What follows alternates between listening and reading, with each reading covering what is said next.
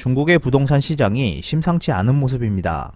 2007년 전 세계 금융시장의 신용 경색을 불러오며 연쇄적 경제 위기를 일으켰던 서브프라임 모기지 사태와 같은 충격이 중국에서 발생할 가능성이 매우 커지고 있습니다. 피커TV에서 자세한 내용 전해드리겠습니다. 중국 공산당의 5중 전회에서 2025년에 1인당 GDP를 선진국 수준으로 만든다는 장기 목표가 제시되었습니다. 이는 시진핑 주석이 목표로 하는 장기 집권에 대한 포석일 것이지만 그 뜻과는 반대로 현실에서는 경제 침체로 이어질 수 있는 부동산 버블 붕괴가 눈앞에 다가오고 있습니다. 중국 거품 붕괴론이 부각될 때마다 시간이 지나고 수그러들어서 또 거품론인가 라고 생각할지도 모릅니다. 하지만 최근 들어 여러 언론들과 전문가들 사이에서 중국 거품 붕괴론이 다시 고개를 들고 있습니다. 수십 년에 걸친 주택 붐으로 인해 가격과 공급이 모두 불일치하게 됨에 따라 시장이 잠재적으로 불안정한 정점에 도달했을 수 있다는 것입니다. 전 IMF의 경제 전문 분석가로 과거 800년의 경제 위기의 역사를 분석한 미국 하버드대 케네스 로거프 교수는 지난 8월 피크 차이나 하우징 논문을 통해 중국의 부동산 시장이 불안정한 피크에 있어 조정이 불가피하다고 주장했습니다. 30년 이상 지속되고 있는 중국의 부동산 열풍은 전례가 없는 일입니다. 주택 데이터는 수집 및 표준화가 어렵고 이 문제는 전 세계적으로 존재한다는 이해에도 불구하고 중국과 다른 국가를 냉정하게 국제 기준에 따라 비교해보면 베이징, 상하이, 선전, 광저우의 주택가격 대비 소득 비율은 세계에서 가장 비싼 도시 중 최고 수준에 속합니다. 특히 베이징, 상하이, 선전의 가격 대비 소득 비율은 런던 22배, 뉴욕 12배보다 훨씬 높은 40배를 초과합니다. 물론 매우 빠른 소득 성장이 무한정 계속될 것이라는 기대가 있다면 그러한 가격 대비 소득 비율은 정당화될 수 있습니다. 그러나 C19 감염증 외에도 중국의 급속한 인구 고령화와 서방과의 기술 격차 축소, 정상적인 투자 수익 감소와 같은 다른 요인은 모든 성장이 향후 10년 동안 하락 추세를 보일 가능성이 있음을 시사합니다. 중국의 금융위기라는 위험이 없다고 주장하더라도 중국 경제에서 부동산 부분의 직간접적 발자국이 너무 커서 상당한 둔화를 흡수하는 것이 금융위기의 확대 없이도 전체 성장에 큰 영향을 미칠 것으로 보입니다. 주택이 70%를 차지하는 부동산 투자는 중국 경제 발전의 주요 엔진으로 GDP 대비 13% 이상을 차지합니다. 밀접한 관계가 있는 건설 부문까지 합하면 중국 총 GDP의 30%에 육박합니다. 주식, 채권, 주택 등의 전체 자산에서 차지하는 주택의 비율이 미국은 35%인 반면 중국은 78%를 차지하고 있습니다. 중국의 주택 스톡의 시장 가격은 미국의 2배를 초과하고 유럽의 3배를 초과할 정도로 부풀어 올랐습니다. 일본의 경우 버블기에 미국의 2배를 초과했던 주택 스톡은 지금 3분의 1 이하로 축소되었습니다. 2017년 중국의 주택 빈집률은 베이징, 상하이 등 1선 도시에서 17%를 기록했고 2선, 3선 도시에서는 20% 이상을 기록했습니다. 가계부채의 GDP 대비 성장률은 2008년 18% 정도였지만 2018년에는 일본 및 유럽과 비슷한 수준인 60%까지 상승했습니다. 현재 중국은 주택 수요가 둔화되고 있고 공급은 과잉 상태이며 장래 주택 구매 연령층의 인구 감소와 소득 성장 둔화가 전망되고 있습니다.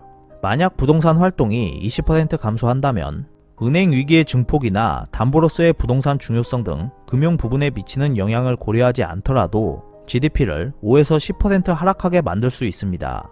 중국 당국이 시장에 개입하고 규제할 수 있는 능력이 있음에도 불구하고 현재의 상황은 연착륙을 찾는 것을 어렵게 만들 것이며 평상시의 가격 상승 패턴에 비해 약간의 가격 하락조차도 상당한 위험을 초래할 가능성이 있습니다. 중국의 부동산 버블 붕괴 징조는 C19 감염증 재난 전부터 나타났습니다. 알리바바 창업자인 마위는 지난해 말 동양 기업인 회의에서 연설을 통해 2019년은 기업인들에게 대단히 힘든 한 해였다. 하루에 5명씩 대출을 요구하는 전화가 있었다. 일주일 동안 부동산을 팔고 싶다는 친구가 10명이 있었다. 이것은 아직 난국의 시작일지도 모른다 라고 말해 눈길을 끌었습니다. 지난 8월에는 약 140조 원의 부채를 안고 있는 것으로 보이는 부동산 대기업 중국 헝다그룹의 경영 이상설이 흘러나왔습니다. 보유한 부동산을 30% 할인 판매하며 일부 투자자와의 합의로 자금을 조달했다고 하지만 경영 이상설은 계속 피어오르고 있습니다. 시진핑 정부 출범 이전인 2012년 2월 세계은행과 중국 국무원 발전연구센터가 공동으로 발표한 2030년의 중국 보고서는 중국이 중간 소득 국가의 함정을 피하고 근대적이고 조화를 이루고 창조성 있는 고소득 국가가 되기 위한 개혁 방안을 제언했습니다. 내용은 시장 경제화를 추구한다는 것이었지만 리먼 위기 이후 경기 부양책이 인프라 투자에 집중된 결과 시장에서 국유 기업들이 공룡처럼 커지면서 민간 기업의 위세를 부리고 압박하는 국진 민퇴의 폐해가 나타났습니다. 2013년 시진핑 리커창 체제가 출범한 지 얼마 지나지 않아 리코노믹스가 유행어가 되었습니다. 리코노믹스는 영국의 투자은행 바클레이즈 캐피탈이 리커창과 경제를 결합해 만든 것으로 경제 정책을 의미하는 합성어입니다. 하지만 리코노믹스라는 말은 곧 사라졌는데 이는 시진핑이 직접 경제 정책도 챙기려 했기 때문입니다. 시진핑은 당초 계획했던 적자 비율이 높고 생산성이 민간 기업에 뒤처지는 국유 기업을 민영화하려 했던 방침을 무시하고 국유 기업은 더 강하고 더 우수하게 더 크게 돼야 한다며 국유 기업 간의 합병을 유도해 더욱 강화하는 사례를 늘려나갔습니다. 한편 외국계나 상장 기업에도 사내의 공산당 위원회의 설치를 강요하며 국가에 앞서는 통치의 실질적인 주체, 공산당의 권력과 통제력을 크게 강화하는 당진 민퇴 흐름을 뚜렷하게 보여줬습니다. 인프라 투자 중시도 마찬가지입니다.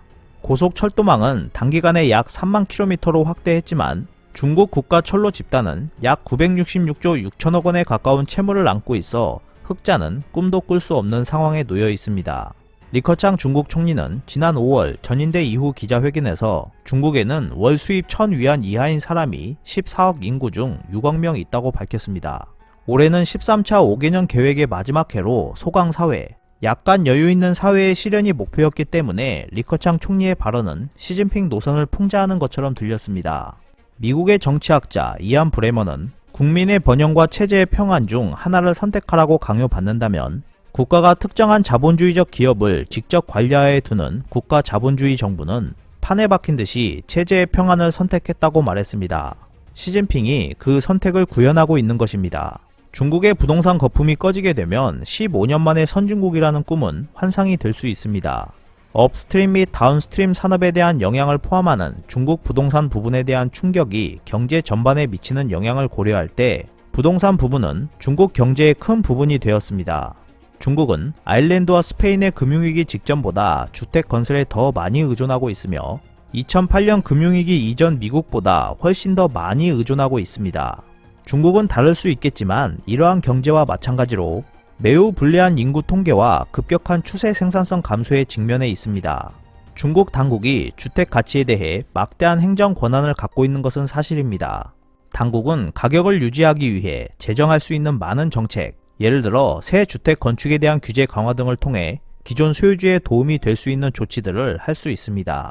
그러나 실물 경제의 조정을 막고 이미 상당한 자원을 부동산으로 잘못 배분한 것을 악화시킴으로써 C19 감염증 충격이 주택 둔화를 촉발하는 불리한 성장 충격으로 중국의 회복이 불가능해질 가능성도 존재합니다.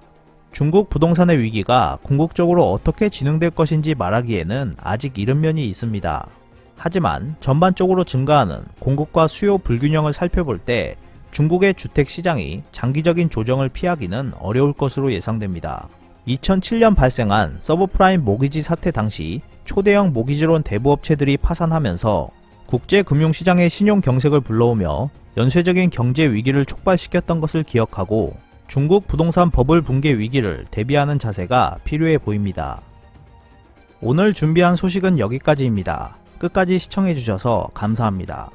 여러분의 좋아요와 구독은 영상 제작에 큰 힘이 됩니다. 앞으로도 피커TV에 많은 관심 부탁드리겠습니다. 오늘도 즐겁고 멋진 하루 보내세요. 다음 영상에서 뵙겠습니다.